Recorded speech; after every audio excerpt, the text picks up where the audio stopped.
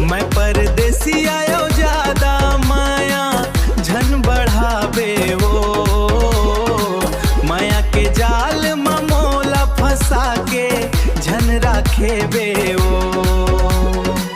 जात हाँ मैं घर ज्यादा फोन झन लगावे, ज्यादा माया जीव के काल होते रे।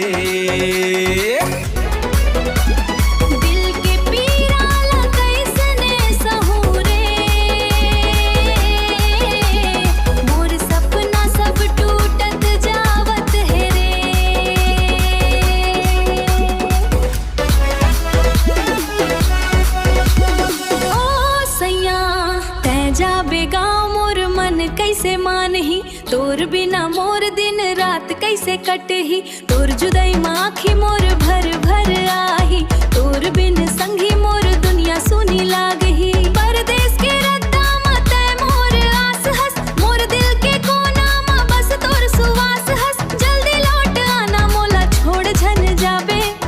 मैं परदेसी आयो ज्यादा माया झन बढ़ावे वो, माया के जाल में मोला फंसा के झन राखे बे वो। जात हाँ मैं घर ज्यादा फोन झन लगावे, ज्यादा माया जीव के काल होते रे। थोड़े च दिन के माया रे छोड़ के काबर जात हच रे। ए दुनिया मां मोला अब तोर सिवाय कौन है रे। तोर बिना संगी मोर जीना भारी हो गे रे। रोवत रोवत रात कट थे आखिर आंसू आगे रे। घर चल गे से मोला अकेला छोड़ के, जीवरा मोर तड़पत रही थे तोर सपना जोड़ के। ऐसन लागत है संगी प्राण मोर निकल जाही, रो रो के दिन कटत है तोर बिना जी नहीं पाही। ऐसन लागत है संगी प्राण मोर निकल जाही, रो रो के दिन कटत है तोर बिना जी नहीं पाही। तोर बिना मोर जिंदगी सुना हो गे रे। आँखी के पानी अब रुकत नहीं है रे।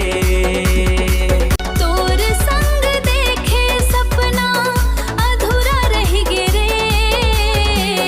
माया के वो रद्दा आज सुना हो गे रे। मजबूरी के फेर मसंगी दूरिहा हो गे, तोर माया ला दिल मा धर के आज दूर हो गे हो।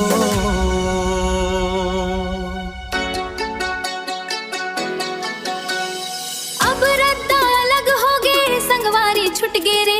एक दूजे के बिना जिंदगी सुनना लग गे रे।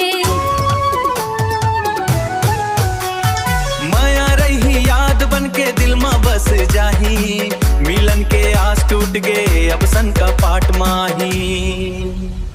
डीजे धनेश।